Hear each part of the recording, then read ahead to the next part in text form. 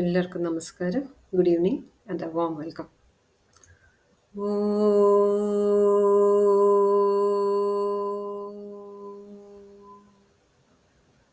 സദാശിവസമാരംഭാം ശങ്കരാചാര്യമധ്യമാം അസ്മദാചാര്യപര്യന്താം വന്ദേ ഗുരുപരമ്പരാം.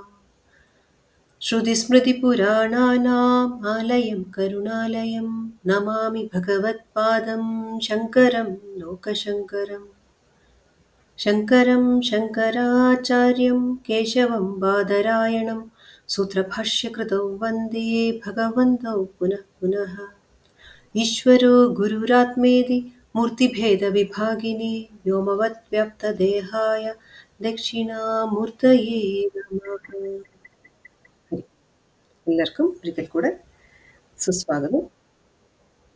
നമ്മൾ ഭഗവത്ഗീത 14-ാമത്തെ അധ്യായത്തിൽ എത്തി നിൽക്കുകയാണ്. 14-ാമത്തെ അധ്യായത്തിൽ നമ്മളുടെ ഗുണങ്ങളെക്കുറിച്ചാണ് ഭഗവാൻ പറഞ്ഞു തരുന്നത്. ഈ പ്രപഞ്ചത്തിൽ എന്തെടുത്താലും അത് നമ്മൾക്ക് ടാഞ്ചിബിളായിട്ട് നമ്മളുടെ ഇന്ദ്രിയങ്ങളെ കൊണ്ട് നമുക്ക് അനുഭവിക്കാൻ കഴിയുന്ന എന്ത് തന്നെ ആയാലും അതിന് ത്രിഗുണങ്ങളുണ്ട്. 3 തരത്തിലുള്ള ഗുണങ്ങളുണ്ട്. ആ 3 തരത്തിലുള്ള ഗുണങ്ങൾ ഏതാണ്? സത്വഗുണം, രജോ ഗുണം, തമോ ഗുണം. ഈ 3 ഗുണങ്ങൾ ഉള്ളതാണ്. അപ്പം നമ്മൾ ഒരു മനുഷ്യനെടുക്കുമ്പോൾ നമ്മളുടെ പൊതുവെയുള്ള ഐഡൻറ്റിറ്റി, നമ്മൾ ഐഡൻറ്റിഫൈ ചെയ്യുന്ന അത് നമ്മളുടെ ആ അഹങ്കാരം അല്ലേ, അഹം എന്ന് പറയുന്ന നമ്മൾ എന്ന് നമ്മൾ പറയുന്നത് എന്തിനെയാണ് നമ്മൾ ഐഡൻറ്റിഫൈ ചെയ്യുന്നത്? നമ്മളുടെ ഈ ടാഞ്ചിബിൾ ആയിട്ടുള്ള ഈ ശരീരം മനസ്സ് വെച്ചിട്ടാണ് നമ്മൾ ഐഡൻറ്റിഫൈ ചെയ്യുന്നത്. ആ ടാഞ്ചിബിൾ ആയിട്ട് ഉള്ള ഐഡൻറ്റിഫിക്കേഷനിൽ അപ്പം എന്താണ് ടാഞ്ചിബിൾ ആയിട്ടുള്ളത്? എല്ലാം ഈ പ്രപഞ്ചത്തിൽ പ്രകൃതി തത്വമാണ് അല്ലേ. നമുക്ക് ആ പുരുഷ തത്വം ഇവിടെ നിറഞ്ഞു നിൽക്കുന്ന ആ ചൈതന്യ തത്വം അത് ഇൻടാഞ്ചിബിൾ, നമുക്ക് അത് നമ്മളുടെ ഇന്ദ്രിയങ്ങളെ കൊണ്ട് മനസ്സിലാക്കാൻ സാധിക്കുന്നതല്ല. അതിനും അതീതമാണ്, ഇന്ദ്രിയങ്ങൾക്ക് അതീതമാണ് അത്.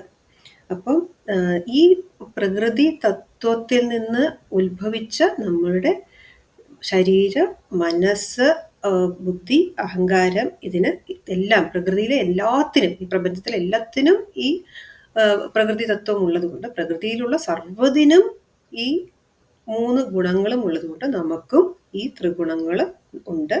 അവ നമ്മളെ ഓരോരുത്തരെയും വ്യത്യസ്തരാക്കുന്നത് ഈ ത്രിഗുണങ്ങളുടെ പ്രൊപ്പോഷൻ്റെ വ്യത്യാസം മാത്രമേ ഉള്ളൂ. ഓക്കെ, എല്ലാവർക്കും ഈ 3 ഗുണങ്ങളുണ്ട്. ഈ 3 ഗുണങ്ങളിലും നമ്മൾ ഓരോരുത്തർക്കും വ്യത്യാസം എന്താണ് എന്ന് വെച്ചാൽ അതിൻ്റെ മാത്രം, അതിൻ്റെ പ്രൊപ്പോഷനിൽ മാത്രമാണ്. അപ്പം ആ മിക്സിൽ ഉള്ള പ്രൊപ്പോഷൻ. അപ്പം അതനുസരിച്ച് സത്വഗുണ പ്രധാനികളായ ആൾക്കാരുണ്ടാവും, രജോ ഗുണ പ്രധാനികളായ മനുഷ്യന്മാരുണ്ടാവും, തമോ ഗുണ പ്രധാനികളായിട്ടുള്ള ആൾക്കാരുണ്ടാവും. അപ്പം ഈ ഇതുള്ളത് കൊണ്ട് ഏത് ഗുണമാണ് പ്രധാനമായിട്ടുള്ളത്? ആ ഗുണ പ്രാധാന്യത്തിനനുസരിച്ചിട്ടുള്ള അഹങ്കാരവും ഓരോരുത്തർക്കും ഉണ്ട്. അപ്പോൾ സത്വഗുണികൾക്ക് സത്വഗുണ പ്രധാനമായിട്ടുള്ള അഹങ്കാരം, സത്വഗുണ അഹങ്കാരം. രജോ ഗുണം ഡോമിനേറ്റ് ആയിട്ടുള്ളവർക്ക് രജോ ഗുണത്തിൻ്റെ അഹങ്കാരം. പിന്നെ തമോ ഗുണക്കാർക്ക് എന്തിനുള്ളതാ എന്നറിയില്ല, പക്ഷേ ആ തമോ ഗുണക്കാരെയും അവരുടെ തമോ ഗുണത്തിൽ നിന്നും ഉണർത്താൻ ശ്രമിച്ചു കഴിഞ്ഞാൽ അവരുടെ അഹങ്കാരം പുറത്തു വരും. അപ്പം എന്ത് തന്നെ ആയാലും നമ്മൾക്ക് ഈ ഭൂമിയിൽ ജീവിക്കുമ്പോൾ നമ്മൾ എന്താണ് എന്ന് ഉള്ള അറിവോടുകൂടെ ജീവിച്ചാൽ മാത്രമേ നമുക്ക് ഇവിടെ നന്നായി ജീവിക്കാൻ സാധിക്കുള്ളൂ.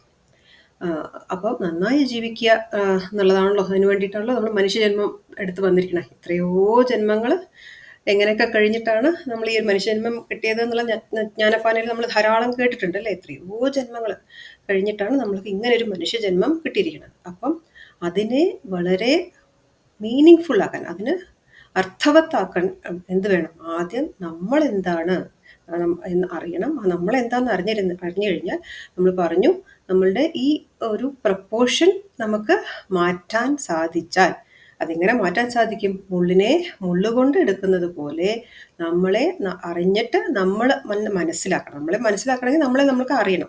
അപ്പോൾ ഈ ഗുണങ്ങൾ ഉപയോഗിച്ച് തന്നെ നമ്മൾക്ക് ട്രാൻസ്ഫോം ചെയ്യാൻ സാധിക്കും. അപ്പം ഈ അറിവ് സാധിച്ചിട്ട് എന്തിനാണ്? നമ്മളെ മാറ്റാനാണ്, മറ്റുള്ളവരെ മാറ്റാനല്ല എന്ന് മനസ്സിലാക്കുക. അപ്പം മറ്റുള്ളവരെ മാറ്റാൻ എന്ന് മനസ്സിലാക്കുക. അതിനോടൊപ്പം തന്നെ നമ്മളെ മനസ്സിലാക്കുന്നത് കൊണ്ട് നമുക്ക് എന്തോ ഒരു ഗുണം കൂടിയുണ്ട്. മറ്റുള്ളവരെ മനസ്സിലാക്കാനും നമുക്ക് എളുപ്പമാവും. മറ്റുള്ളവരെ എല്ലാവരും എന്താ പറയാ? ആരും എന്നെ മനസ്സിലാക്കുന്നില്ല എന്നല്ലേ പറയാ. അപ്പം മറ്റുള്ളവരെ മനസ്സിലാക്കാനും പറയും. So it be easy for us to handle other people also. First of all it should be easy for us to handle ourselves. Then it becomes easy for us to handle others also. അപ്പോൾ ഭഗവാൻ പറയാണ്, ഈ ഗുണങ്ങളിൽ ഏത് ഗുണമാണോ നമുക്ക് dominating ആവുന്നത്, പിന്നെ ഇപ്പം 3 ഗുണങ്ങളും എല്ലാവരിലും ഉണ്ട്. ഓക്കെ, 3 ഗുണങ്ങളും എല്ലാവരിലും ഉണ്ട്. അത് മനസ്സിലാക്കുക. 3 ഗുണങ്ങളും എല്ലാവരിലും ഉണ്ട്. അതിനൊപ്പം തന്നെ അതിൽ ഏത് ഗുണമാണ് ഡോമിനേറ്റിംഗ്. അതിപ്പോൾ നമ്മൾ ഒരു പൊതുവേ നമുക്കൊരു 100ലാണല്ലോ നമ്മൾ ബേസ് ആയിട്ട് പൊതുവേ കാണുക അല്ലേ, നമ്മൾ പെർസെൻറ്റേജിലല്ലേ കാണുക. അപ്പോൾ 100%ൽ 3 ഗുണവും തുല്യമായിട്ടിരിക്കുന്ന അവസ്ഥയിൽ ആക്ച്വലി സൃഷ്ടിയില്ല.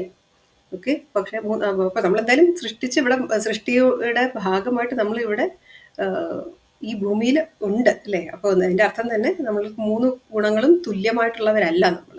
ഓക്കെ, അപ്പോൾ സമമായിട്ട് 3 ഗുണവും ഉണ്ടാകുമ്പോൾ സൃഷ്ടിയില്ല. അതിൽ വ്യത്യാസം വരുന്ന ഈ ഗുണങ്ങളിലുള്ള വ്യത്യാസം. അപ്പം സമമല്ലാത്ത അവസ്ഥയ്ക്ക് സംസ്കൃതത്തിൽ പറയുന്നതാണ് വിഷമം. ഓക്കെ, അത് സമമല്ലാതെ ഇരിക്കുന്നത്. അപ്പോൾ നമ്മളിൽ ഈ 3 ഗുണങ്ങളും ഒന്നാമത് സമമല്ല. എന്നുവെച്ചാൽ അതിന് പ്രത്യക്ഷം എന്താണെന്ന് വെച്ചാൽ നമ്മളിവിടെ ഉള്ളത് തന്നെ അതിന് കാരണം. നമ്മളിവിടെ സൃഷ്ടിയായിട്ട് നമ്മളിവിടെ ഉണ്ടല്ലോ. അത് തന്നെയാണ് 3ഉം തുല്യമല്ല എന്നുള്ളതിന്. അങ്ങനെ വരുമ്പോൾ തീർച്ചയായിട്ടും നമ്മൾ ഇപ്പം 100 എന്നൊരു ബേസ് അല്ലെ പെർസെൻറ്റേജ് എടുക്കുകയാണെന്നുണ്ടെങ്കിൽ നമ്മൾ ഡെഫിനറ്റ്ലി സത്വ രജ ആൻഡ് തമോ ഗുണം are not in the equal proportion of 33.333 എന്ന് എടുക്കേണ്ട ആവശ്യം വരുന്നില്ല. അതിൽ തന്നെ നമുക്ക് എന്താണ് ഈ സത്വഗുണമാണ് ഒരു വ്യക്തിയിൽ അധികരിച്ച് നിൽക്കുന്നത് എന്ന് വിചാരിച്ചാൽ അറ്റ്ലീസ്റ്റ് ദേ ഷുഡ് ബി നമ്മൾ ഈ ഒരു പ്രൊപ്പോർഷൻ എടുക്കുകയാണെന്നുണ്ടെങ്കിൽ ഒരു 50% സത്വഗുണം, 40% രജോ ഗുണം, 10% തമോ ഗുണം. ഈ പെർസെൻറ്റേജ് ഒന്നും കണക്കെഴുതി വെക്കരുത്, ഉദാഹരണമായിട്ട് പറയുന്നു എന്ന് മാത്രമേ ഉള്ളൂ. അങ്ങനെ ഏതെങ്കിലും ഒരു ഗുണമായിരിക്കും മോർ ദാൻ 50 എന്നൊരു തലത്തിൽ അധികരിച്ച് നിൽക്കുന്നത് എന്ന് മനസ്സിലാക്കുക. എന്ന് കരുതി മറ്റു 2 ഗുണങ്ങളും അതിൻ്റെ ഒരു മാത്രയിൽ ആ ഒരു മെഷർമെൻറ്റിൽ അല്ലെങ്കിൽ പ്രൊപ്പോർഷനിൽ ഉണ്ടാവുകയും ചെയ്യും. ഇപ്പം ഈ ഗുണങ്ങളെ കുറിച്ച് നമ്മൾ അറിയാൻ ആയിട്ട് ഭഗവാൻ നമുക്ക് അതിനെ എന്തിനെ കുറിച്ച് അറിയാനും നമുക്ക് അതിൻ്റെ 5 തലങ്ങൾ. ഓക്കെ, വാട്ട് ഇറ്റ് ഈസ് ഒന്നാമത്, അത് എന്താണ് അല്ലേ. നമ്മളിപ്പം പഠിക്കുമ്പോഴും അത് we know what it is എന്ന് അറിയാൻ വേണ്ടി നമ്മൾ ഡിഫൈൻ എന്ന് പറയില്ല, അതിൻ്റെ ഡെഫിനിഷൻ എന്താണ്. അപ്പോൾ ആദ്യമായിട്ട് അതിൻ്റെ ഡെഫിനിഷൻ. അപ്പോൾ അത് ഭഗവാൻ പറഞ്ഞു തന്നു. സത്വഗുണം എന്ന് പറഞ്ഞാൽ ബൈ ഡെഫിനിഷൻ അത് പ്രകാശാത്മകമാണ്. അത് പ്രകാശാത്മകം എന്ന് പറയുമ്പോൾ സത്വഗുണം പ്രകാശാത്മകം എന്ന് പറയുന്നതുകൊണ്ട് എന്താ ഉദ്ദേശിക്കുന്നത്? നമ്മുടെ ജ്ഞാനേന്ദ്രിയങ്ങൾ ആണ് അവിടെ കൂടുതൽ ആ വ്യക്തി. ഇപ്പം മനുഷ്യരെ സംബന്ധിച്ചിടത്തോളം ഇന്ദ്രിയങ്ങളിൽ ജ്ഞാനേന്ദ്രിയങ്ങളും കർമ്മേന്ദ്രിയങ്ങളും ഉണ്ട്. അപ്പം സത്വഗുണപ്രധാനിയായിട്ടുള്ള ഒരു വ്യക്തി ജ്ഞാനേന്ദ്രിയങ്ങൾ ആണ് കൂടുതൽ ഉപയോഗിക്കുക. അപ്പോൾ ജ്ഞാനേന്ദ്രിയങ്ങൾ ഉപയോഗിക്കുന്ന ആ ഒരു വ്യക്തി കൂടുതൽ ജ്ഞാനം നേടാനായിട്ട് തൽപരരായിരിക്കും. അവരൊക്കെ ജ്ഞാനം നേടുന്നതിൽ തൽപരരായിരിക്കും. അതുകൊണ്ട് പ്രകാശാത്മകം എന്നാണ് ഭഗവാൻ അങ്ങനെ സത്വഗുണ പ്രധാനികളെ ഡിഫൈൻ ചെയ്യുന്നത്. ഇനിയോ രജോ ഗുണ പ്രധാനമായിട്ടുള്ള വ്യക്തികളെ എന്താണ്? ഇപ്പോൾ പ്രകാശാത്മകം എന്ന് പറഞ്ഞ പോലെ ഭഗവാൻ ഉപയോഗിക്കുന്ന വാക്ക് രാഗാത്മകം. നമ്മൾക്കറിയാം,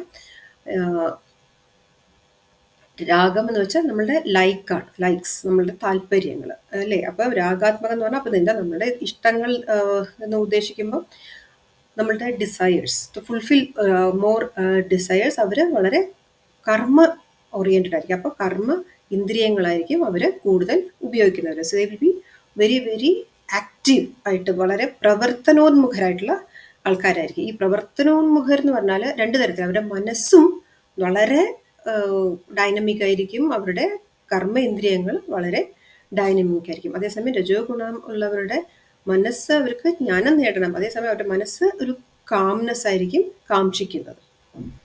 അപ്പം അതേസമയം നമ്മൾ തമോ ഗുണക്കാരെന്ന് പറഞ്ഞാൽ അവർ മോഹനാത്മകം എന്നാണ് പറയുന്നത്. മോഹനാത്മകം എന്ന് പറഞ്ഞാൽ ഇവിടെ വളരെ മോഹിപ്പിക്കുന്നത് എന്നല്ല. മോഹം എന്ന് പറഞ്ഞാൽ സംസ്കൃതത്തിൽ ഒരു ഒരു ക്ലാരിറ്റി ഇല്ലാത്ത അവസ്ഥയാണ്. ഡെല്യൂഷൻ എന്ന് പറയുന്ന അവസ്ഥയാണ്. അവർക്ക് സദാ ഒരു ഒന്നിനോടും യാതൊരു പ്രതിപത്തിയും ഇല്ല. ജീവിതം തന്നെ എന്തിനാണ് എന്നുള്ളതാണ്. സദാ എല്ലാതും നാളെ ആവാം എന്ന് എന്നും വിചാരിക്കുന്നവരായിരിക്കും. ഇപ്പം എന്തിനാ ചെയ്യുന്നത്, എല്ലാത്തിലും ഒരു കെയർലെസ്നെസ് ആയിട്ട് ഒരു പ്രോക്രാസ്റ്റിനേറ്റിംഗ് മൈൻഡ് സെറ്റ് ഉള്ള ആൾക്കാർ. അപ്പോൾ സത്വഗുണപ്രധാനികൾ പ്രകാശാത്മകം, രജോ ഗുണപ്രധാനികളാവുമ്പോൾ അവർ രാഗാത്മകം, ആൻഡ് തമോ ഗുണപ്രധാനികളെ മോഹനാത്മകം എന്നാണ് പറയുന്നത്. അപ്പോൾ ബൈ ഡെഫിനിഷൻ എന്നുള്ള ഫസ്റ്റ് കാര്യം ഭഗവാൻ പറഞ്ഞത്. ഇനി ഈ 3 ഗുണപ്രധാനികളാണെങ്കിലും ഇത് മൂന്നിനും അതിൻ്റേതായിട്ടുള്ള ബന്ധന ഉണ്ട്. ഓക്കെ, ഓരോന്നും ഓരോ പ്രധാനികളായ ഓരോരുത്തരും ഈ ഗുണങ്ങൾ എങ്ങനെ അവരെ ബന്ധിപ്പിക്കുന്നു, how it binds A person എന്ന് ഭഗവാൻ എടുത്തു പറഞ്ഞു തരുന്ന. അപ്പോൾ ഓരോ സന്ദർഭങ്ങൾ, ഇപ്പോൾ നമ്മൾ സത്വഗുണ പ്രധാനികൾ ജ്ഞാനകാംക്ഷികളായിരിക്കും, അവർക്ക് ജ്ഞാനം നേടാൻ തൽപരരാണ് എന്ന് പറയുമ്പം അവർക്ക് വേണ്ടതായിട്ടുള്ള ആ ഒരു ട്രാങ്ക്വിൽ സ്റ്റേറ്റ് ഓഫ് ഓർ സൈലൻസ്, ആ അവസ്ഥയിൽ അല്ല അവർക്ക് ഇടപഴകേണ്ടി വരുന്നത് എങ്കിൽ അവർ വല്ലാതെ ബുദ്ധിമുട്ടും അല്ലേ. അവർക്ക് വളരെ ഡിസ്റ്റർബിങ് ആയിരിക്കും. എന്തൊരു ബഹളാണ്, ഇവിടെ ഇരിക്കാൻ പറ്റുന്നില്ല എന്ന് അവർ കുടുംബത്തിൽ പോലും അങ്ങനെ ചിന്തിക്കുകയും ചെയ്യും. അതെ, പക്ഷേ അതേപോലെ തന്നെ ഒരു രജോ ഗുണ പ്രധാനിയായ ഒരു വ്യക്തിയോട് കുറച്ചു നേരം ഒന്ന് 5 മിനിറ്റ് അല്ലെങ്കിൽ 1 മിനിറ്റ് ഒന്ന് മിണ്ടാതിരിക്കാൻ പറഞ്ഞു കഴിഞ്ഞാൽ അവർക്ക് വളരെ ബുദ്ധിമുട്ടായിരിക്കും. അവർക്ക് അത് മിണ്ടാതിരിക്കാൻ, ഒന്ന് അടങ്ങിയിരിക്കാൻ പറഞ്ഞു കഴിഞ്ഞാൽ അവർക്ക് വളരെ ബുദ്ധിമുട്ടായിരിക്കും. അപ്പം ഒരു കൂട്ടർക്ക് ബഹളങ്ങൾ ഇഷ്ടമല്ല, അതേസമയം ഒരു കൂട്ടർക്ക് സൈലൻസ് ഇഷ്ടമല്ല. അപ്പോൾ ഈ മോക്ഷം എന്ന് പറഞ്ഞ അവസ്ഥ എന്താണ്? മോക്ഷം എന്ന് പറയുന്ന അവസ്ഥ ഇല്ലാത്തിടത്തോളം ഇത് രണ്ടും ഈ ഏത് അവസ്ഥയും അതത് ഗുണക്കാർക്ക് ബൈൻഡിങ് ആണ്. അതില്ലാന്നുണ്ടെങ്കിൽ അവർക്ക് ഡിസ്റ്റർബിങ് ആണ്. അപ്പോൾ മോക്ഷം എന്നുള്ള അവസ്ഥയിൽ whether you are in silence or whether you are in noise, nothing bothers you. You can remain as you are എന്ന അവസ്ഥയാണ് മോക്ഷം. So you don't have dependency on the situation. You don't have a dependency on the external world to keep your calmness. അതാണ് ആ മോക്ഷം എന്നുള്ള അവസ്ഥ. അതുകൊണ്ട് മോക്ഷം എപ്പോഴും പറയുന്ന പോലെ മരിച്ച ശേഷം കിട്ടുന്ന ഒരു വസ്തു അല്ല. അപ്പം ഭഗവാൻ എന്താ പറയുക, സത്യം സുഖേ സഞ്ജയതി ജ്ഞാനസംഘം. അപ്പം ഈ സുഖം എന്ന് പറയുമ്പോൾ അവർ ഈ സത്വഗുണത്തിന് അവരുടെ ആ കാംനെസ്സിൽ അവർ ബൈൻഡഡ് ആണ്. അതിനാണ് ആ സുഖാവസ്ഥ എന്ന് പറഞ്ഞത്. അതായത് അതേപോലെ തന്നെ രജോ കർമ്മസംഘയതി. അപ്പോൾ ഈ രജോ ഗുണക്കാർ അവരുടെ ആക്ടിവിറ്റീസിൽ അവർ വല്ലാതെ അറ്റാച്ച്ഡ് ആണ്.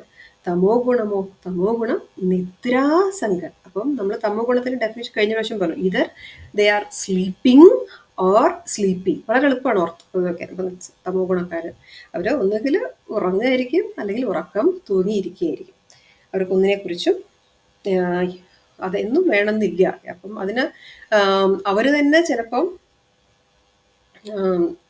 നല്ല ബുദ്ധിയോടെ ജനിച്ചവരാകുമ്പോൾ അവർ തന്നെ എക്സ്ക്യൂസ് എന്താ പറയാന്ന് വെച്ചാൽ, എന്തിനാ വെറുതെ കുറേ മെറ്റീരിയലിസ്റ്റിക് ആയിട്ടൊക്കെ നേടിയിട്ട് ഇപ്പം എന്താണ് കാര്യം, ഭഗവത്ഗീതയിൽ പോലും അല്ലെങ്കിൽ വേദത്തിൽ അങ്ങനെ പറഞ്ഞിട്ടുണ്ടോ എന്നൊക്കെ അവർ സാധൂകരിക്കാനും ശ്രമിക്കും.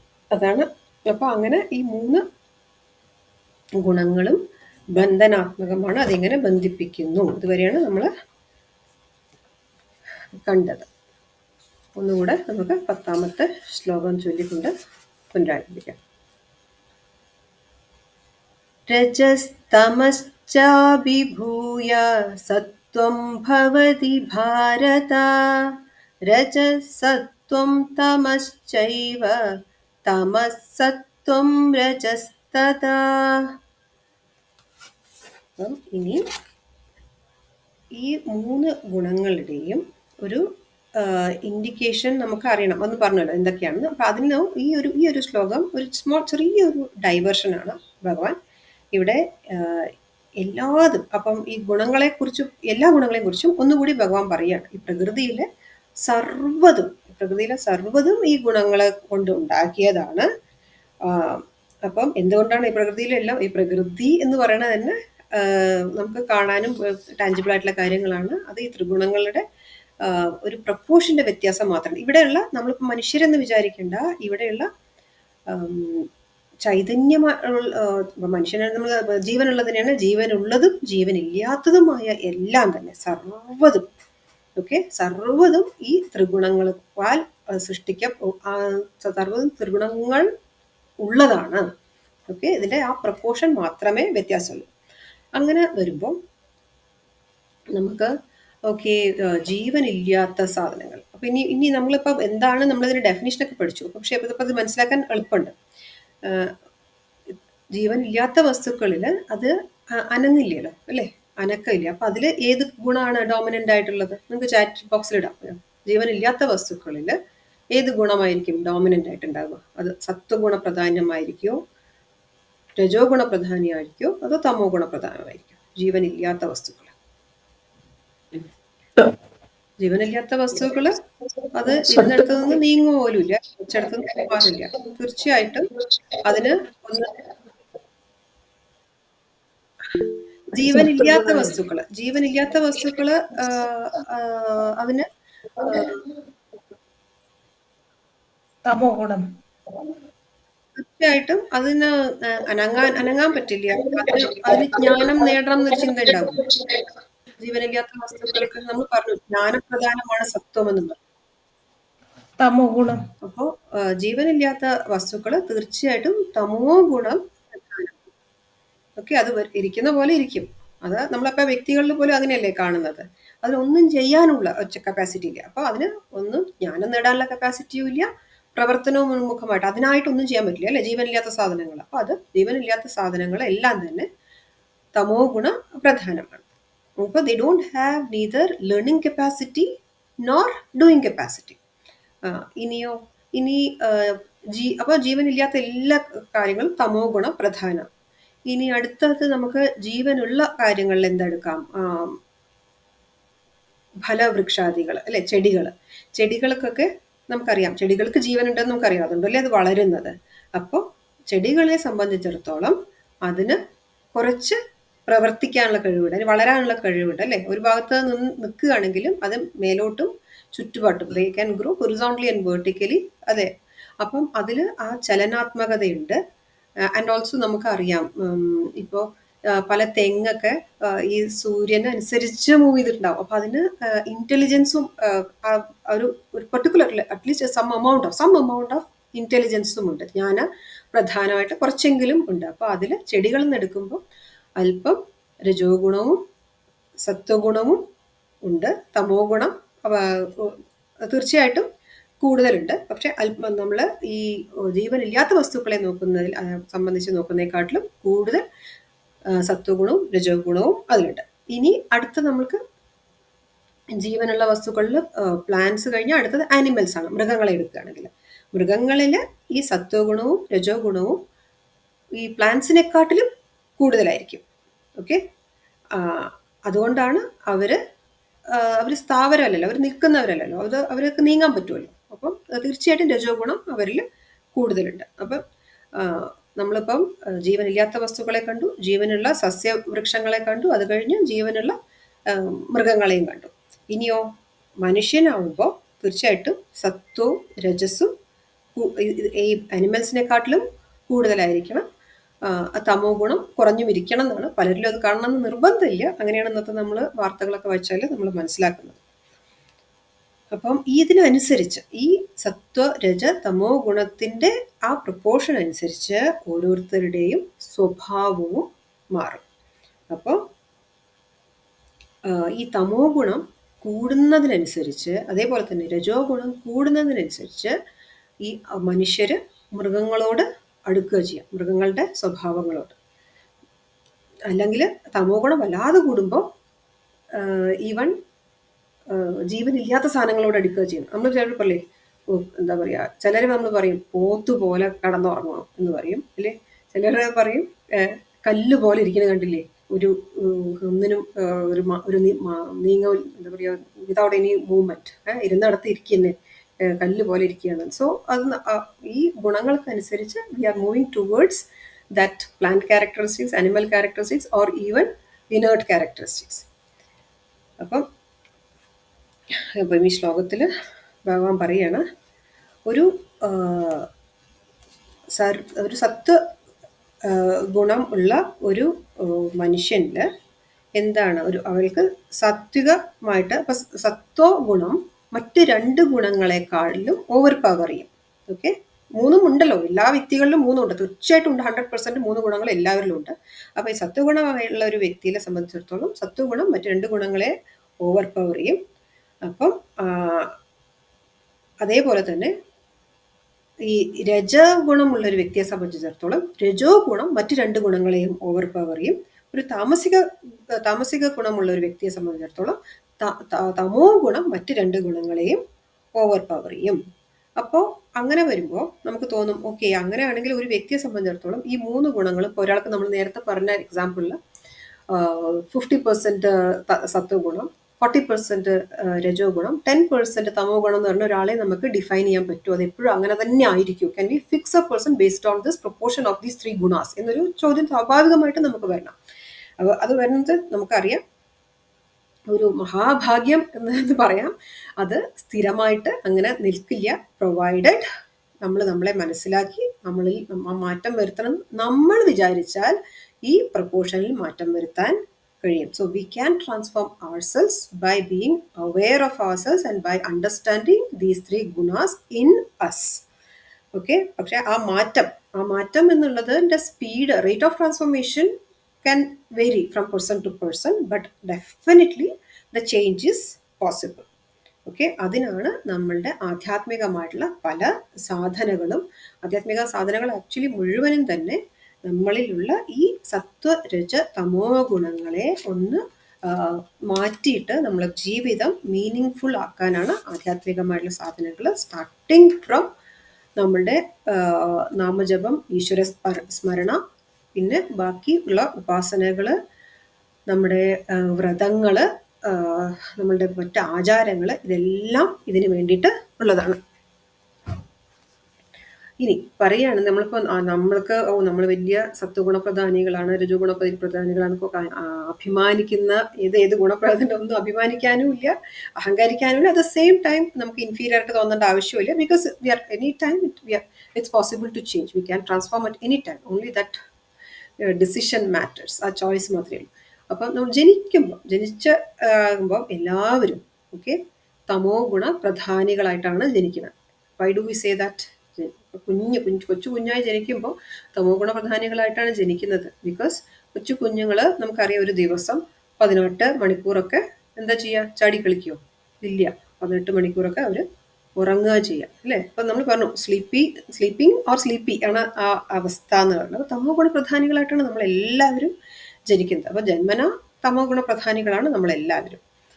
അപ്പം നമ്മൾ നമ്മുടെ ശാസ്ത്രങ്ങൾ പറയുന്നത് നമ്മളുടെ വയസ്സ് കൂടുന്നതിനനുസരിച്ച് ആ തമോ ഗുണ പ്രധാനം മാറ്റിയിട്ട് സ്വാഭാവികമായിട്ട് വരേണ്ടതാണ്. ഇല്ലെങ്കിൽ അറിഞ്ഞുകൊണ്ട് നമ്മളത് മാറ്റിയിട്ട് തമോ ഗുണത്തിൽ നിന്ന് രജോ ഗുണത്തിലേക്ക് കൂടുതൽ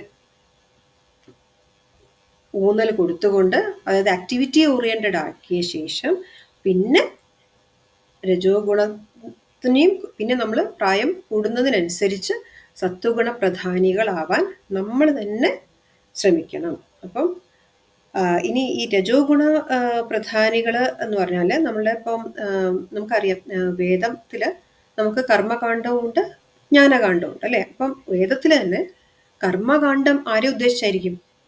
കർമ്മകാണ്ഡം നമ്മളെ ഉദ്ദേശിച്ച് തന്നെയാണ്. നമ്മളിൽ ഈ ആക്ടിവിറ്റി ഓറിയന്റേഷൻ ഉണ്ടാക്കാൻ ഉള്ളതാണ്. നിങ്ങൾ you have to be really active and do things എന്ന് നമ്മളോട് ഉദ്ഘോഷിക്കുകയാണ് വേദം വിത്ത് കർമ്മകാണ്ഡം. അപ്പോൾ ആ കർമ്മകാണ്ഡത്തിൽ നമ്മൾ ഈ രജോ ഗുണത്തെ 2 തരത്തിലായിട്ട് നമുക്ക് പറഞ്ഞു തരുന്നുണ്ട്. ഈ രജോ ഗുണം ക്യാൻ ബി ബാക്ഡ് ബൈ തമോ ഗുണം ആൻഡ് രജോ ഗുണം ക്യാൻ ബി ബാക്ഡ് ബൈ സത്വഗുണം, അല്ലേ? അപ്പം ഈ പ്രപ്പോർഷനിലാണ് വ്യത്യാസം എന്ന് പറഞ്ഞു. അപ്പോൾ രജോ ഗുണത്തിൽ ഇപ്പോൾ ഒരാൾക്ക് നമ്മൾ പറഞ്ഞു 50% രജോ ഗുണം, അതാണ് രജോ ഗുണ പ്രധാനി എന്ന് പറയുന്നത്. രജോ ഗുണ പ്രധാനിയിൽ 50% രജോ ഗുണമാണ്. അപ്പം 40% സത്വഗുണം, 10% തമോ ഗുണം ആവാൻ പറ്റും, അല്ലേ? അപ്പോൾ R40, അപ്പോൾ R50 ആണ്. രജോ ഗുണം 50% ആണ്. സത്വ ഗുണം 40% ആണ്, തമോ ഗുണം അപ്പോൾ 10%, അങ്ങനെ ആവാം. അങ്ങനെ അല്ലാതെ രജോ ഗുണം 50% ഉള്ള ഒരു വ്യക്തിക്ക് തമോ ഗുണം 40%ഉം സത്വ ഗുണം 10%ഉം ആവാൻ പറ്റും, അല്ലേ? അപ്പോൾ അത് തമ്മിലുള്ള വ്യത്യാസം എന്താണ് എന്ന് കർമ്മകാണ്ഡത്തിൽ വേദത്തിൽ പ്രത്യേകം പറയുന്നുണ്ട്. അപ്പം you have to be at after certain phase of your infancy, കുഞ്ഞ് ബേബിയുടെ നിന്ന് പിന്നെ നടക്കാൻ ഓടാനൊക്കെ തുടങ്ങുന്നതോടെ കൂടി തന്നെ നമ്മളിൽ രജോ ഗുണം വർദ്ധിപ്പിക്കണം. അപ്പോൾ ആ ദാറ്റ് രജോ ഗുണം can be backed by തമോ ഗുണം ഓർ സത്വ ഗുണം, അങ്ങനെ ഉണ്ടാവാം.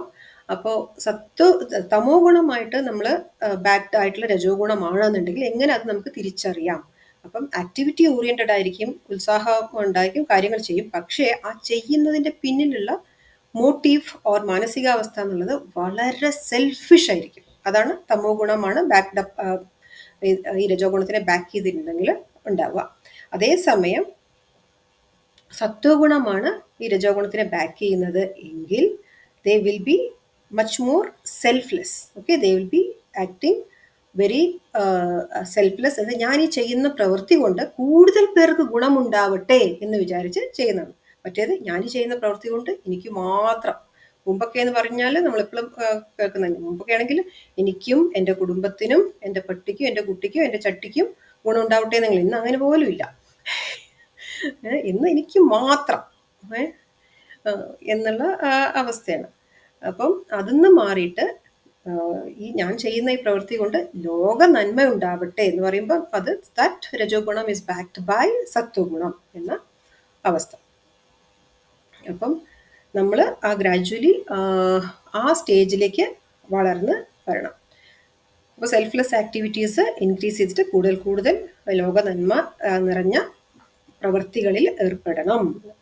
ഇനിയോ പിന്നെ മനസ്സ്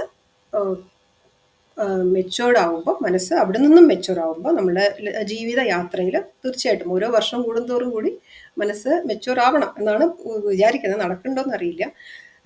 അപ്പം അവിടെ എന്താ വേണ്ടത്? അതിനെ കൂടുതൽ സത്വഗുണത്തിലേക്ക് നമ്മൾ കൊണ്ടുവരണം. എങ്ങനെ സത്വഗുണത്തിലേക്ക് കൊണ്ടുവരാനാണ്? നമ്മളുടെ എല്ലാ തരത്തിലുള്ള സാധനകളും ഉപാസനകളും നമ്മളുടെ ആചാരങ്ങളും, സാധന ഉപാസന ആചരണം എല്ലാം തന്നെ സത്വഗുണത്തിലേക്ക് മനസ്സിനെ കൊണ്ടുവരാനാണ്. അപ്പോൾ ഇതിനാണ് നമ്മുടെ 4 ആശ്രമങ്ങൾ, അല്ലേ? നമ്മളൊക്കെ മനുഷ്യ ജീവിതത്തിൽ നമ്മൾ സനാതനധർമ്മ പ്രകാരം നമ്മൾ ബ്രഹ്മചര്യം എന്നുള്ളത് നമ്മളുടെ ആശ്രമമാണ്. ഗൃഹസ്ഥാശ്രമം, സന്യാസം, വാനപ്രസ്ഥം. അപ്പം ഈ ഒരു ഓർഡറിൽ തന്നെയാണ്. അപ്പം ഈ പറഞ്ഞ തമോ ഗുണത്തിൽ നിന്ന് തുടങ്ങി പിന്നെ രജോ ഗുണപ്രധാനമായി, ആ രജോ ഗുണം തന്നെ 2 തരത്തിൽ, സെൽഫിഷ് ആയിട്ടുള്ള ആക്ടിവിറ്റീസ് ഇൻടു സെൽഫ്ലെസ് ആക്ടിവിറ്റീസ്.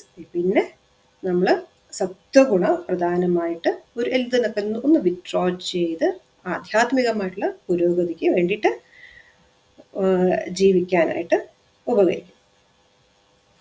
അപ്പം അത് ചെയ്യണമെന്നുണ്ടെങ്കിൽ എന്ത് വേണം? നമുക്ക് ഈ സത്വഗുണ പ്രധാനം ആവുമ്പോൾ ഉള്ളൊരവസ്ഥയിൽ എന്താന്ന് വെച്ചാൽ നമ്മൾ എല്ലാത്തിനും ഒരു വിത്ഡ്രോവൽ വേണം, അല്ലേ?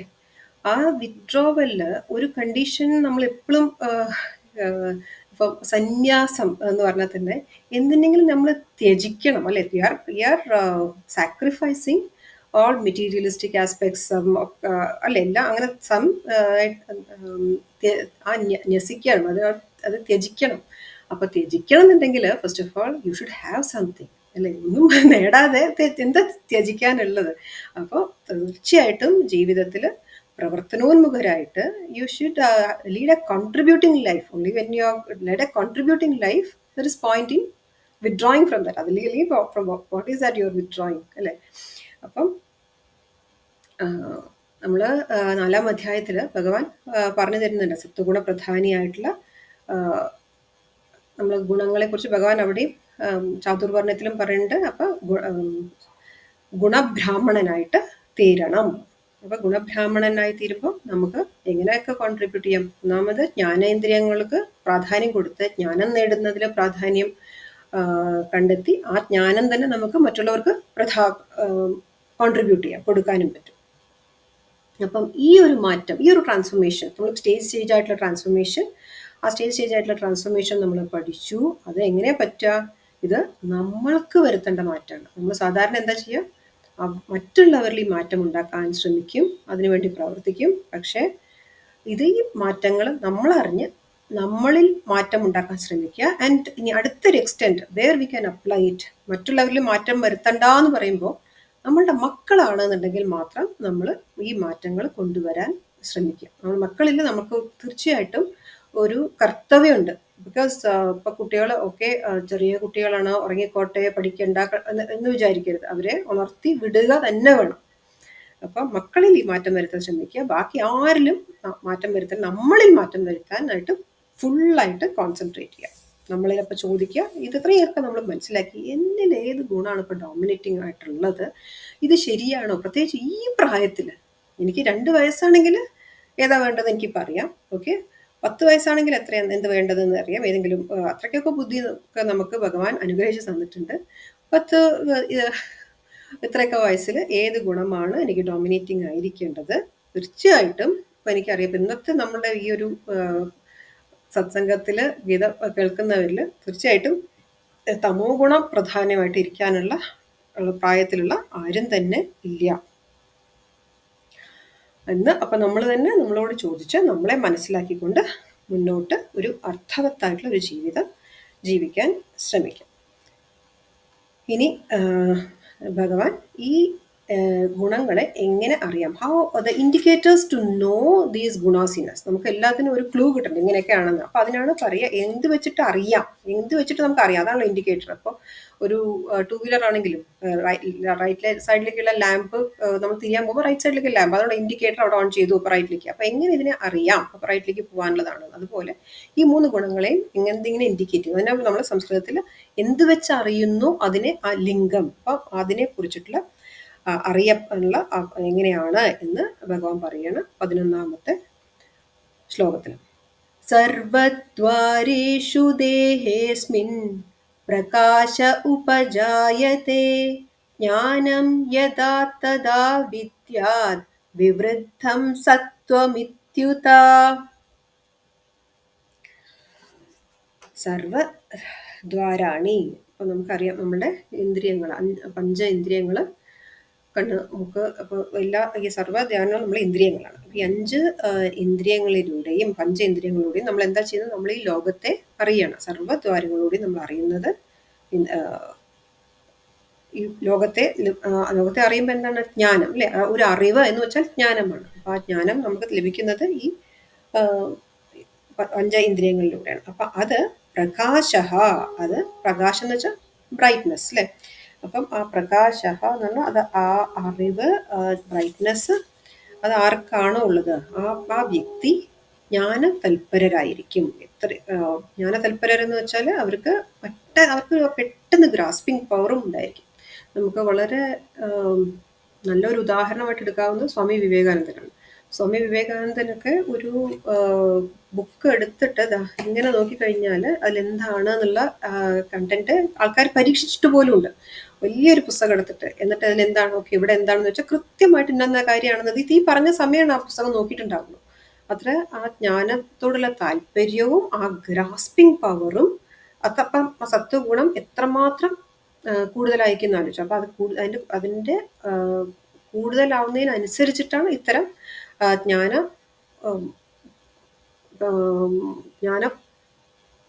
താല്പര്യവും അതിനുള്ള കഴിവുകളും ഉണ്ടാകും. ഓക്കെ, അപ്പോൾ ജ്ഞാനപ്രകാശ ഉപജായതേ, അവർക്കപ്പോൾ സദാ ആ വിദ്യയിലാണ് അവർക്ക് താല്പര്യം ഉണ്ടാവുക. അപ്പം അവരുടെ ജ്ഞാനേന്ദ്രിയങ്ങൾ വളരെ ആക്റ്റീവായിരിക്കും. വളരെ ഒരു പ്രാവശ്യം കേട്ടാൽ ആ പാട്ട് പഠിക്കുന്ന, അല്ലേ? ഒറ്റ പ്രാവശ്യം കേട്ടാൽ മതി, സിനിമാ തിയേറ്ററിൽ ഒരു പ്രാവശ്യം കേട്ടാൽ മതി, വീട്ടിൽ വന്ന് അതേപോലെ പാടുന്ന കുട്ടികൾ ഉണ്ടാവും. ആദ്യമായിട്ട് കേട്ടത്. അതേപോലെ തന്നെ ക്ലാസ്സിൽ ടീച്ചർ ഒന്ന് പറഞ്ഞു കൊടുത്തു കഴിഞ്ഞാൽ പിന്നെ അവർക്ക് ചില കുട്ടികൾക്ക് വീട്ടിലൊന്നും നോക്കേണ്ട ആവശ്യം, പിന്നെ പരീക്ഷയുടെ തലേന്ന് ഒന്ന് നോക്കി കഴിഞ്ഞാൽ അവർക്ക് അത് കളക്ട് ചെയ്യാനും അത് അത്രമാത്രം രജിസ്റ്റർ ചെയ്തിട്ടുണ്ടാവും. അങ്ങനെ അതിപ്പം പാട്ടായിരിക്കാം, അല്ലെങ്കിൽ അവർക്ക് താല്പര്യമുള്ള ഫീൽഡ് ഏതാണോ അവരുടെ ഫാക്കൽറ്റി വളർന്ന അതിനനുസരിച്ച് അപ്പോൾ അവർക്ക് ആ അറിവിൽ വളരെ തൽപരരായിരിക്കും. അങ്ങനെ അവരെ നമുക്ക് മനസ്സിലാക്കാൻ പറ്റും. ആ ജ്ഞാന തൽപരത അവരുടെ സർവ്വ ഇന്ദ്രിയങ്ങൾ കൊണ്ടും അവർ ജ്ഞാനം നേടാൻ താല്പര്യം.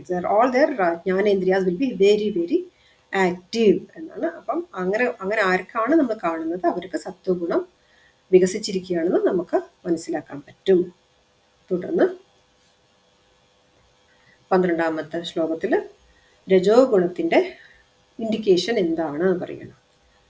ലോഭ പ്രവൃത്തിരാരംഭഃ കർമ്മണാമശമസ്പൃഹാ രജസ്ത്യാനിജായന്തേ വിവൃദ്ധേ ഭരതർഷഭ. ഇനി അപ്പൊ എന്താ പറഞ്ഞ ഇവിടെ ഇതിവിടെ രജോ ഗുണക്കാരുടെ ഇങ്ങനെ നമുക്ക് അറിയാൻ പറ്റും. ഓക്കെ, അവിടെ ഫസ്റ്റ് വേർഡ് തന്നെ പറഞ്ഞാൽ അവര് ലോഭമാണ്. ഓക്കെ, ലോഭം, കാമക്രോധ ലോഭ മോഹ മത മാത്സര്യം എന്ന ഷഡ് വൈരികളെ പറയുന്നില്ലേ, അതില് കാമക്രോധ ലോഭ. ലോഭം നമുക്ക് പരിചയമുള്ളതാണ് അവരൊക്കെ. അപ്പൊ ലോഭം എന്ന് വെച്ചാൽ എന്താ? ലോഭം എന്ന് വെച്ചാൽ greed. There is enough for everybody's need but not enough for one person's greed എന്നാണ്. ഗ്രീഡ് എന്ന് വെച്ചാൽ അതിന് ദർ ഇസ് നോ ലിമിറ്റ് അല്ലേ, എത്ര കിട്ടിയാലും മതിയാവില്ല. അപ്പം ഈ ലോഭപ്രധാനികളായിരിക്കും അവരുടെ കർമ്മ ഇന്ദ്രിയങ്ങളാണ് വളരെ ആക്റ്റീവ്. അപ്പം അവർക്ക് കൂടുതൽ കൂടുതൽ മെറ്റീരിയലിസ്റ്റിക് ഗെയിൻസ് ഉണ്ടാവണം എന്ന് വളരെ വളരെ ആഗ്രഹിക്കുന്നതായിരിക്കും. ഇവിടെ നമ്മളൊരു കാര്യം തീർച്ചയായിട്ടും മനസ്സിലാക്കണം. ഈ ആ കർമ്മേന്ദ്രിയങ്ങൾ ഇത്ര ആക്റ്റീവ് ആണ് എന്നുള്ളതോ അല്ലെങ്കിൽ രജോ ഗുണം ഡോമിനൻ്റ് ആണെന്നുള്ളതോ ഒരിക്കലും ഒരു മോശമായിട്ടുള്ള ഒരു കാര്യമായിട്ട് കാണരുത്. ബിക്കോസ് ആ ഒരു ആസ്പെക്റ്റാണ് ഒരു രാജ്യത്തിൻ്റെ പോലും പുരോഗതിയെ നിർണ്ണയിക്കുന്നത്. ഓക്കെ, സോ ഇപ്പോൾ ഉദാഹരണത്തിന് നമ്മുടെ ഭാരതം ഒരു വളരെ സമ്പന്നമായിട്ടുള്ള ഒരു രാജ്യമായിരുന്നു. അതിന് നമ്മളുടെ കർമ്മോത്സുകരായിട്ടുള്ള രജോ ഗുണ പ്രധാനികളായിട്ടുള്ള രാജാക്കന്മാരും പ്രജകളും ഉള്ളതായിരുന്നു. ഇന്ന് നമ്മൾ അങ്ങോട്ട് മാറണം തീർച്ചയായിട്ടും. അപ്പം നമ്മളെ ജീവിതത്തിൻ്റെ ആ ഒരു ഏറ്റവും കൂടുതൽ കർമ്മം ചെയ്യാൻ സാധിക്കുന്ന ആ ആരോഗ്യമുള്ള ആ അവസ്ഥയിൽ തീർച്ചയായിട്ടും കർമ്മോത്സുകരായിരിക്കണം. എന്നിട്ട് കൂടുതൽ കൂടുതൽ നേട്ടങ്ങൾ നേടണം. കർമ്മ ഇന്ദ്രിയങ്ങൾ വളരെ വളരെ ആക്റ്റീവാക്കി വെക്കണം. അപ്പം ഇതൊരിക്കലും നമ്മൾ തെറ്റിദ്ധരിക്കരുത്. ഓക്കെ, രജോ ഗുണം എന്ന് വെച്ചാൽ മോശമാണ് എന്ന് വിചാരിക്കരുത്. അവിടെ നമ്മൾ നേരത്തെ ഭഗവാൻ പറഞ്ഞു തന്ന പോലെ we have to ensure that രജോ ഗുണം ഈസ് ബാക്ക്ഡ് ബൈ സത്വഗുണം എന്ന്. അവിടെയാണ് കാര്യം. ഒരിക്കലും ഇതിന് ക്രിട്ടിസൈസ് ചെയ്യരുത്. ഓക്കെ, രജോ ഗുണം ഷുഡ് ബി ബാക്ക്ഡ് ബൈ സത്വഗുണം. ഇനി അങ്ങനെ അല്ലാന്നുണ്ടെങ്കിൽ എന്താ പ്രശ്നം എന്ന് വെച്ചാൽ, അതുപോലെ തന്നെ നമ്മൾ പറഞ്ഞു ഈ ആരോഗ്യമുള്ള അവസ്ഥയിൽ രജോ ഗുണം ഇസ് റിയലി ഗുഡ്. പക്ഷെ പിന്നെ as we mature in our life നമ്മൾ എന്ത് വേണം, നമ്മൾ തന്നെ ഡെലിബറേറ്റ് ആയിട്ട് നമ്മൾ സത്വഗുണ പ്രധാനികളായിട്ട് മാറണം. ഇല്ലെന്നുണ്ടെങ്കിൽ എന്ത് പറ്റും? 75 വയസ്സാണെങ്കിലും നമ്മൾ പല പ്ലാനുകളും ഉണ്ടാക്കും. പ്ലാൻ ഉണ്ടാക്കുന്നത് കൊണ്ട് പ്രശ്നമൊന്നുമില്ല.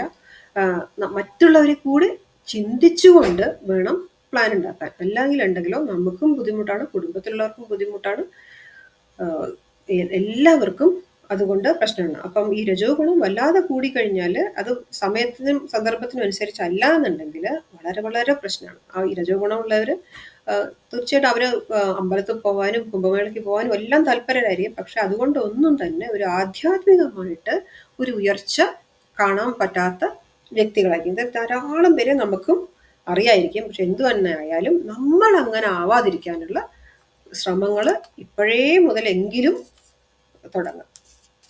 അപ്പം രജോ ഗുണ പ്രധാനം ഉള്ളത് അവരുടെ എന്താ പറഞ്ഞാൽ അവരുടെ മനസ്സ് ആ ക്ഷമ എന്നാണ് ഭഗവാൻ ഉപയോഗിക്കുന്നത്. ആ ക്ഷമ എന്ന് പറഞ്ഞാൽ അവരുടെ മനസ്സ് ക്ഷമ ഇല്ലാത്തതാണ്. അവരുടെ മനസ്സ് എപ്പോഴും വളരെ സ്ട്രെസ്ഡ് ആയിരിക്കും. അവര് വളരെ ഇംപേഷ്യൻ്റ് ആയിരിക്കും. അവർക്ക് ഈ ഒരു ക്ഷമ എന്ന് പറഞ്ഞത് ഒട്ടും തന്നെ ഉണ്ടാവില്ല. വളരെ ഓവർ ആക്റ്റീവ് ആയിരിക്കും. എന്നിട്ടോ അവർ ഓവർ ആക്റ്റീവ് ആവണമെന്ന് മാത്രമല്ല, മറ്റുള്ളവരും അതുപോലെ ഓവർ ആക്റ്റീവ് അല്ല എന്നുണ്ടെങ്കിൽ വളരെ ബുദ്ധിമുട്ടായിരിക്കും. വീട്ടിലൊരാളെ വിളിച്ചിട്ടുണ്ടെങ്കിൽ വിളിക്കും ഇതാ വരുന്നു എന്ന് പറഞ്ഞ പോലെ പോരാ, ആ സമയത്ത് അവിടെ പ്രത്യക്ഷപ്പെടണം. അവർ വിചാരിക്കുന്ന കാര്യങ്ങൾ അപ്പോഴേക്കും അവിടെ പ്രത്യക്ഷപ്പെടണം. അങ്ങനത്തെ ആൾക്കാരൊക്കെ ഉണ്ടാവുമായിരിക്കും. നിങ്ങൾക്ക് പരിചയമുള്ളവരൊക്കെ ഉണ്ടാവും. ഉണ്ടെങ്കിൽ നിങ്ങൾ യെസ് കണ്ടിട്ടുണ്ട് എന്നൊക്കെ ചാറ്റ് ബോക്സിൽ ഇടാം. അല്ല നമ്മൾ തന്നെ അങ്ങനെയാണെന്നുണ്ടെങ്കിൽ ആ ഇതിൻ്റെയൊക്കെ നമ്മൾ പരിശീലിക്കുക. നമ്മുടെ സാധനങ്ങൾ നമുക്ക് ഇനി സാധനങ്ങൾക്ക് വേണ്ടി നമ്മുടെ ഒരു സെപ്പറേറ്റ് ക്ലാസ് വേണമെന്നുണ്ടെങ്കിൽ അതും പറയാം. നമുക്ക് അതും അങ്ങനെയും ചെയ്യാം. എന്തൊക്കെ സാധനങ്ങൾ ഏതിനൊക്കെ ഉപകരിക്കും എന്നുള്ള സെപ്പറേറ്റ് ആയിട്ട് നമുക്ക് അങ്ങനെ വേണമെങ്കിലും ചെയ്യാം. അപ്പോൾ അവര് വളരെ ഹൈലി ഇറിറ്റബിൾ ആയിരിക്കും. അതായത് ചെറിയ കാര്യങ്ങൾക്ക് പോലും, ബിക്കോസ് അവരുടെ ഒരു പേസ് എല്ലാവരിലും അവർക്ക് എക്സ്പെക്ട് ചെയ്യും. അവരുടെ ആ പേസ് അവർ എക്സ്പെക്ട് ചെയ്യും. അവരെ പോലുള്ള ആ ആക്ടിവിറ്റി ഓറിയന്റേഷൻ എല്ലാവരും എക്സ്പെക്ട് ചെയ്യും. നടക്കില്ല അല്ലേ? നടക്കില്ല. ഇപ്പോൾ നമുക്ക് തമാശയായിട്ട് തോന്നുമെങ്കിലും പല നമ്മളുടെ വലിയ ബില്യനേഴ്സ് ആയിട്ടുള്ള സിഇഒസ് പോലും എന്താ പറയുന്നത്, നിങ്ങൾ ശനി ഞായറും ഒക്കെ പ്രവർത്തിക്കണം എന്ന് പറയുന്നതാണ്. ഒരു സാമാന്യമായിട്ട് ബുദ്ധിയിൽ ചിന്തിച്ചു കഴിഞ്ഞാൽ പിന്നെ മനുഷ്യരല്ലേ, നമുക്ക് ജീവിക്കണ്ടേ എന്നൊരു ചിന്ത അവർക്ക് വരില്ല അല്ലേ? ഇപ്പം ഈയിടെയൊക്കെ വളരെ കൂടുതൽ ചർച്ചാ വിഷയമായിട്ടുള്ള ഒരു കാര്യമാണ്. രണ്ട് വളരെ പോപ്പുലർ ആയിട്ടുള്ള വളരെ പ്രസിദ്ധരായിട്ടുള്ള സിഇഒകൾ പറഞ്ഞ കാര്യങ്ങളൊക്കെ. അപ്പം എന്താ പ്രശ്നം എന്ന് വെച്ചാൽ, ഇങ്ങനെയുള്ളവരുടെ കൂടെ ജീവിക്കുക എന്ന് പറഞ്ഞാൽ വളരെ ബുദ്ധിമുട്ടായിരിക്കും. വീട്ടിൽ ഇങ്ങനെ ഒരു വ്യക്തി ഉണ്ടായാൽ മതി, വളരെ ബുദ്ധിമുട്ടായിരിക്കും.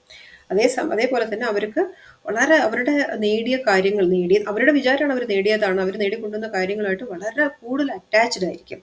ഒന്നും തന്നെ അവർക്ക് ഡിപ്പാർട്ട് ചെയ്യാൻ മനസ്സ് വരില്ല. ഒരു എഴുതാത്തൊരു പെന്നാണെങ്കിൽ പോലും, എഴുതാത്ത പെന്നാണ്, പക്ഷേ എനിക്ക് അന്ന് ആ ഓഫീസ് ഫംഗ്ഷനിൽ ഒരാൾ തന്നതാണ്, അതുകൊണ്ട് അത് എടുത്തു വെക്കാം, അങ്ങനെ എന്തും അവർക്ക് അറ്റാച്ച്മെന്റ് അത്രയേറെ strong attachment two things and people ആയിരിക്കും. ഇതൊക്കെ എന്തിനാ പറയണമെന്ന് വെച്ചാൽ നമ്മളെ തന്നെ ഒന്ന് പരിശോധിക്കാൻ വേണ്ടി പറയാണ്. ദയാനന്ദ സരസ്വതി സ്വാമിജി എന്താ പറയുക വെച്ചാൽ, ഇത്തരത്തിലുള്ള ആൾക്കാര് അവർ അതാ പറയാ, I am a self made man എന്ന് പറയും. ഈ സെൽഫ് മെയ്ഡ് ആൾക്കാരാണ് ഏറ്റവും ഡേഞ്ചറസ് എന്നാണ് സ്വാമിജി പറയും. സെൽഫ് മെയ്ഡ് ആൾക്കാരെ കൊണ്ട് വളരെ ബുദ്ധിമുട്ട്. എന്താണെന്ന് വെച്ചാൽ ഇത് തന്നെ പറഞ്ഞുകൊണ്ടിരിക്കും, ഞാൻ ഉണ്ടാക്കിയതാണ്, ഞാൻ കണ്ടില്ലേ, ഞാൻ അങ്ങനെ ആയിരുന്നു, അവിടുന്ന് ഇവിടെ വരെ എത്തി, അത് my rags to rich story is so impressive, ഇതൊക്കെ അവർ തന്നെ പറഞ്ഞത്. ഇത് തന്നെ റിപ്പീറ്റഡ് ടെലികാസ്റ്റ് മറ്റുള്ളവർ കേൾക്കും വേണം. എന്തായാലും അവരുടെ എക്സ്പെക്റ്റേഷൻസ് വളരെ കൂടുതലാണ്. അത് മറ്റുള്ളവരുന്ന്. അപ്പം അതുകൊണ്ട് അവർക്ക് ഉള്ള ഡിസപ്പോയിൻമെന്റ്സും വളരെ കൂടുതലായിരിക്കും. അവരുടെ മനസ്സ് തിളച്ച് മറഞ്ഞുകൊണ്ടിരിക്കുന്ന ഒരു വോൾക്കാനോ പോലെയാണെന്നാണ് പറയുന്നത്. അപ്പം അഗെയിൻ പറയാണ്, ഇതൊക്കെ ആരെയും കുറ്റപ്പെടുത്താനല്ല, നമ്മളെ തന്നെ പരിശോധിക്കാൻ, ഇങ്ങനെയാണോ എനിക്ക് എന്ന് അറിയാനാണ്. അപ്പം തമാശയായിട്ട് പറയണ വെച്ചാൽ അവര് ഭഗവാനോട് പറയും, ഇപ്പൊ കുറച്ച് നമ്മൾ തന്നെ വിചാരിക്കാം, നമ്മൾക്ക് ഇങ്ങനെ വല്ലതുമാണെങ്കിൽ നമ്മൾ ചിലപ്പോൾ ചിന്തിക്കും, എനിക്ക് വളരെ ക്ഷമ കുറവാണ്, പെട്ടെന്ന് എന്തെങ്കിലും കാര്യം നടന്നിട്ടില്ലെങ്കിൽ എനിക്ക് ആകെപ്പാടെ ടെൻഷൻ ആവുന്നു. അപ്പൊ ഭഗവാനെ എനിക്ക് ക്ഷമ തരണേ ഇപ്പൊ തന്നെ തരണേ എന്ന് ഭഗവാനോടും പറയുന്ന ഒരു ടൈപ്പാണ് എന്ന് പറഞ്ഞു. അതാണ് രജോ ഗുണകാരൻ. തുടർന്ന് ഇനി എന്താ, നമുക്ക് തമോ ഗുണക്കാരെ എങ്ങനെ പരിചയപ്പെടാം, എങ്ങനെ അറിയാണോ നമ്മൾ ഇതിനെ ചെക്ക് ചെയ്യാം എന്നുള്ളതാണ്. 13ാമത്തെ ശ്ലോകം.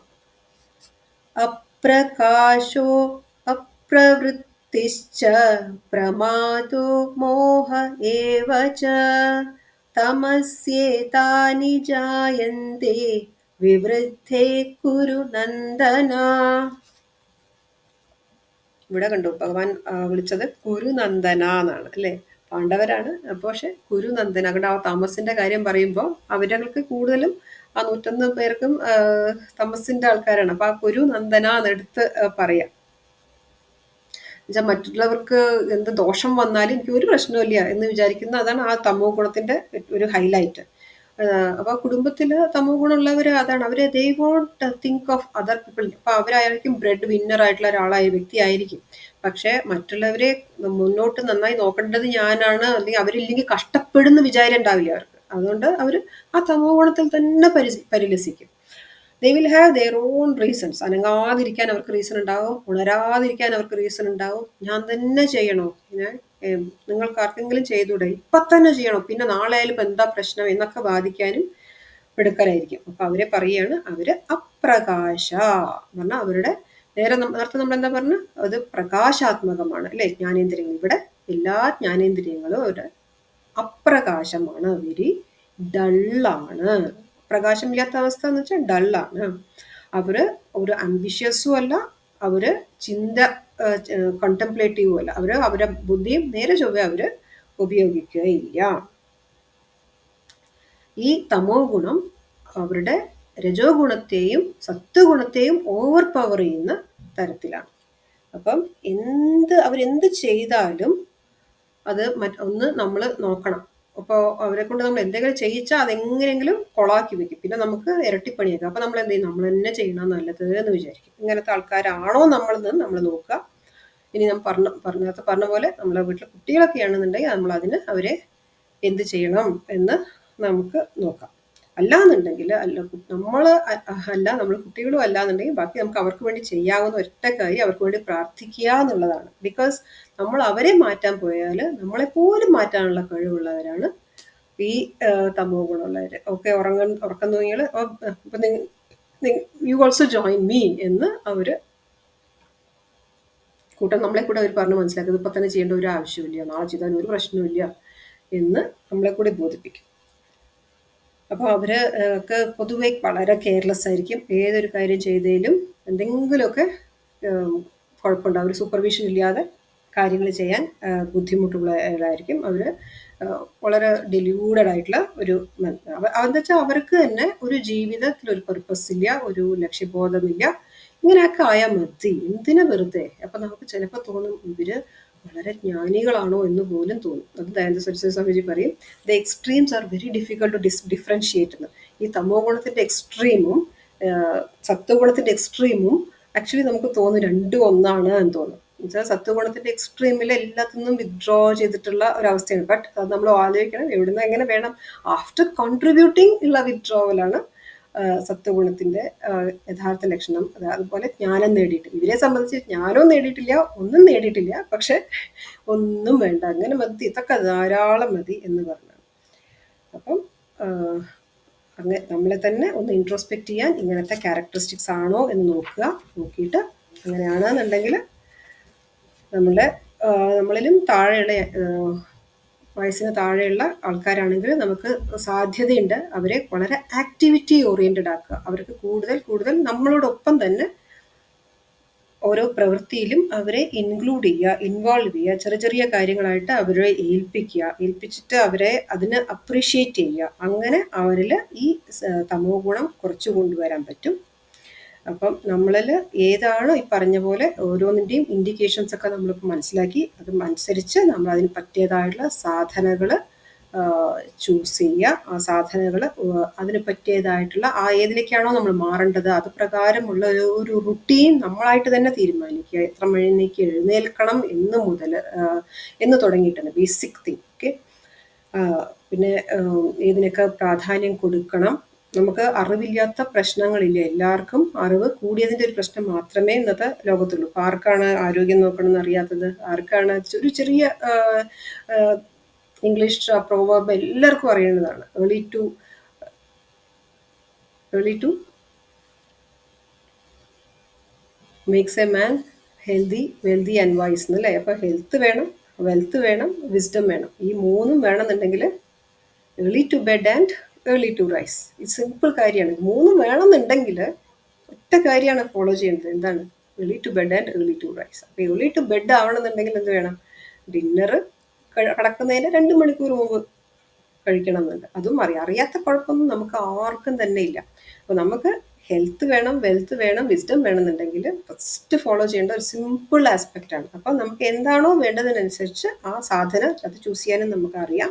എന്നിട്ട് ഗ്രാജുവലായിട്ട് എവിടെ നിന്നാണോ നമ്മൾ പ്രോഗ്രസ് ചെയ്യുക. എന്നിട്ട് മീനിങ് ഫുൾ ആയിട്ടുള്ള ഒരു ജീവിതം ഭഗവാൻ നമുക്ക് അനുഗ്രഹിച്ചു തരാനായിട്ട് പ്രാർത്ഥിച്ചുകൊണ്ട് ബാക്കി നമുക്ക് അടുത്ത സത്സംഗത്തിൽ നോക്കാം. ഓം പൂർണ്ണമദ പൂർണ്ണമിദം പൂർണ്ണാത് പൂർണ്ണമുദച്യത്തെ പൂർണ്ണസ്യ പൂർണ്ണമാദായ പൂർണ്ണമേവാവശിഷ്യത്തെ. ഓം ശാന്തി ശാന്തി ശാന്തി.